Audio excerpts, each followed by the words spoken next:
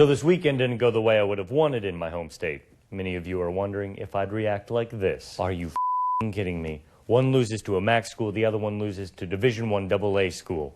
FCS. What? Football Championship Subdivision. You, but I'd never react like that. I'm no Bo Pelini. However, the nonprofit organization NCAA has inspired the punishment I'll hand out. Iowa and Iowa State, you are suspended from the set for the entire segment, minus the last half. I'd like to welcome our newest guest to the set. Welcome, Northern Iowa. To make myself feel better, let's move on to Nebraska. The Bug Eaters almost lost to Wyoming, which would have been the biggest disaster in Nebraska since that fire at the overall factory. It seemed that Nebraska was a little lost on defense. Then I realized that their former defensive coordinator, Bo Pelini's brother Carl, is now the head coach at Florida Atlantic. This week, Carl asked his team to stop the clock by spiking the ball on 4th down. That won't go down as a sack, but they get to the quarterback. Jelani Hamilton made the play. They want to spike it, but it's 4th down.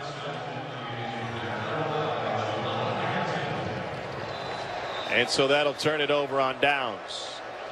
So mistake made on the Florida Atlantic sideline. Wow, Carl. Way to keep them guessing.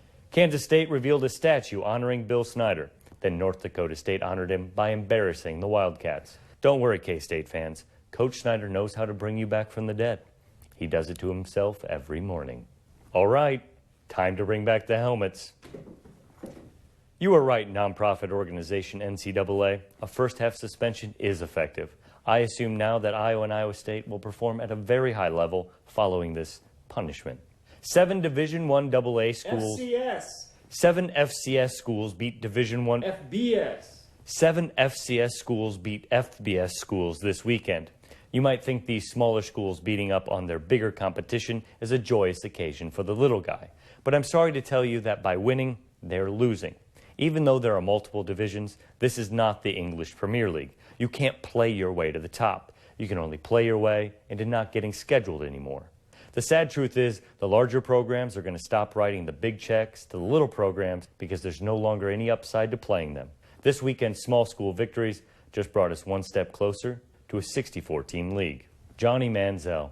Seems to be a lot of hate out there for him, especially from the older generation, and I can understand.